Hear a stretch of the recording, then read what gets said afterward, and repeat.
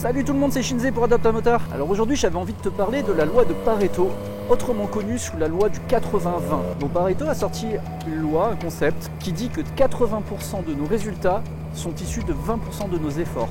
Mais par contre, pour obtenir 100% de résultats, il faut investir 100% d'efforts. Donc si on fait le corollaire de cette loi-là, les 20% de résultats pour finaliser un effort nécessite 80% de notre investissement, de notre énergie, de notre temps, etc.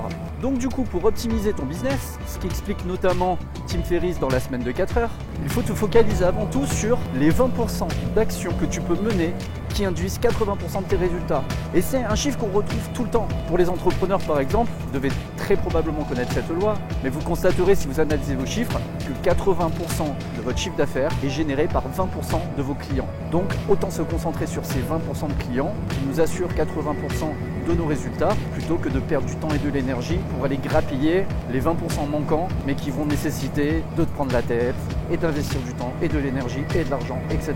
Alors si en plus comme moi tu es du genre à avoir 42 projets en même temps, le fait d'utiliser cette méthode te permet de pouvoir économiser, ventiler, dispatcher ton énergie, tes ressources sur plusieurs résultats, tout en acceptant évidemment de faire des concessions sur le niveau de rendu, sur le niveau de qualité, les fameuses 100%. Mais si du coup dans le cadre du projet que tu portes, tu te fais entourer d'autres personnes, tu peux très bien toi du coup investir donc tes 20% de ressources pour obtenir 80% des résultats, et pour les 20% manquants, tu délègues ça à une autre personne. Et toi comme ça tu gardes juste le rôle de locomotive pour apporter de l'inertie à ton projet et faire en sorte qu'il avance sans finir sur les rotules.